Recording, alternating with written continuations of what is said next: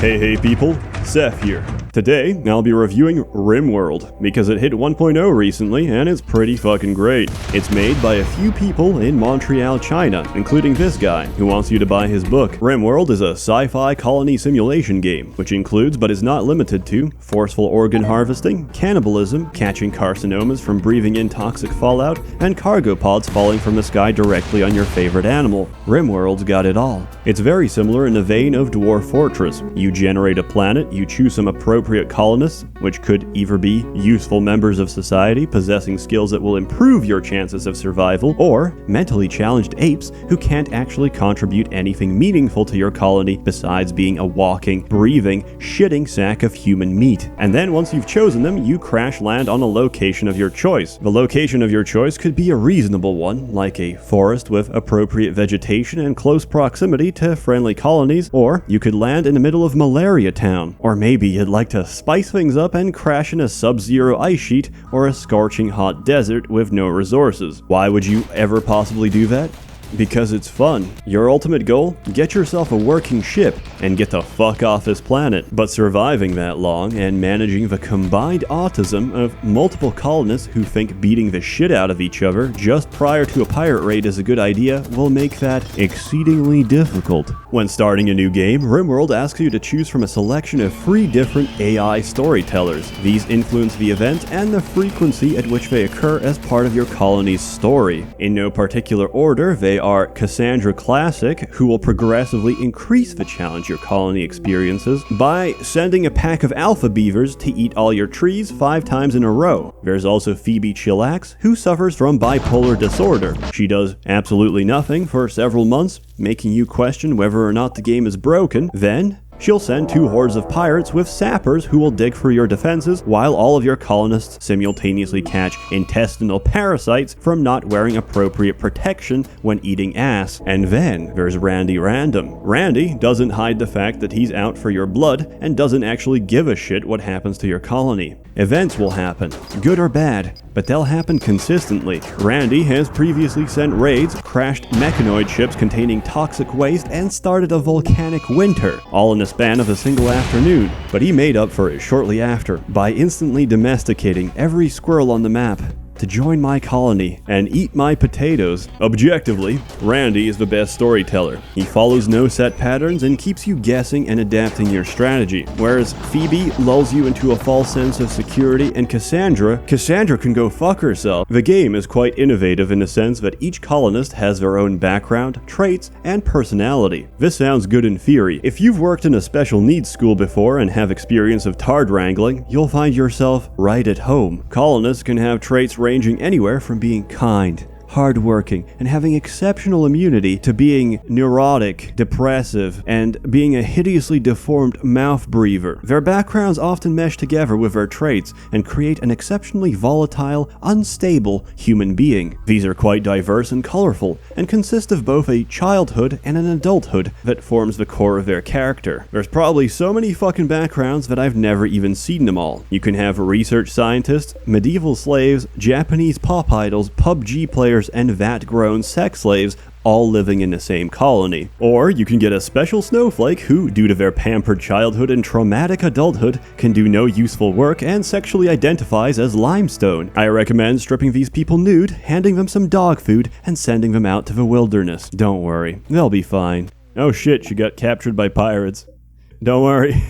Help is on the way. Characters interact with each other and may even love and hate the shit out of each other. An efficient colony needs a variety of skills and people to survive, as every person shines in different tasks and develops them at different rates according to how much they enjoy it. A digger seasoned in mining will feel right at home chipping away iron and exposing my colony to insect infestations, while the sickly 15-year-old boy I bought from a slave trader may not be the optimal person for crafting leather jackets, owing to the fact fact that I've replaced both his legs and hands with wooden stumps. And you can do that. Every body part can be replaced with prosthetic and bionic parts, because people tend to lose them, whether through a stray bullet or getting pecked out by an ostrich. Accidents happen. Rimworld has a fully functional body part and organ system for every living creature in the game. Parts can get damaged, scarred, burned, infected, and chopped right off. And that's about the gist of it for colonists. For the colony itself, you need to adapt to different environmental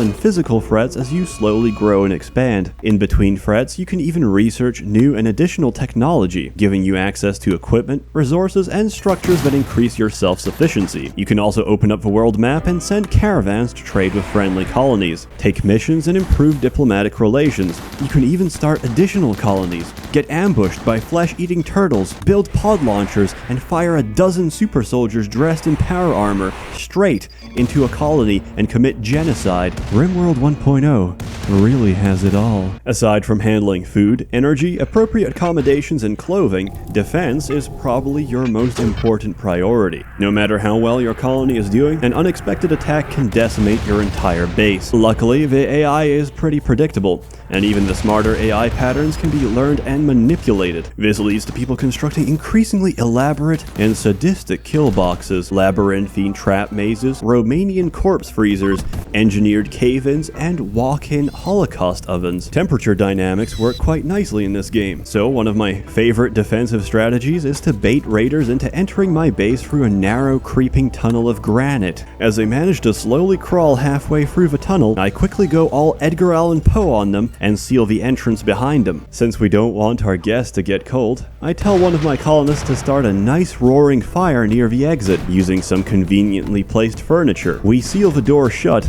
and that's when they make the realization the walls are covered in scratches. The tunnel heats to several hundred degrees Celsius. Clothing ignites, flesh fries, and skin melts off the bone. Each man will dig and claw at the walls in futile desperation, tearing their nails out while their organs boil. And then Randy will drop a cargo pod containing milk. The best trait, of course, is psychopath. That's a bit of a segue, but I felt that I should talk about my current colony. I exclusively recruit psychopaths because they practice what I call moral relativism, and I practice what some would call an organ harvesting operation, which personally I find to be a very offensive and bigoted term to describe non-consensual organ arbitrage. Why do I do it? Because it's very profitable. A human in Rimworld can provide you with free healthy organs before they need to rest. One of his kidneys, one of his lungs, and a free choice between his liver or heart. My colony makes every attempt to grow smoothly and weed out undesirables who can't adapt to corporate culture. This one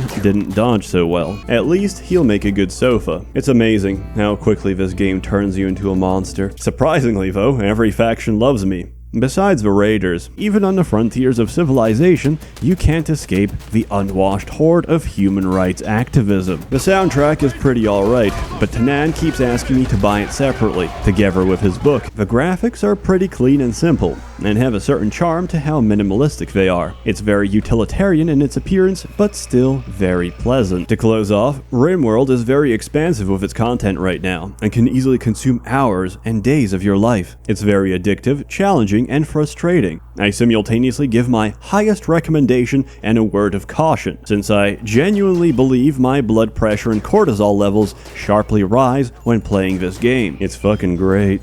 And there's always mods to fix all the broken shit. Go play it. Enjoy it. Get 2 psychic ships crashing in the middle of your base and never touch that retarded shit ever again. Oh, at least Randy sent me more milk. A warm thank you to the many members of the Merchants Guild, which have been generously funding and bankrolling these videos. You're all truly wonderful. Have a good one.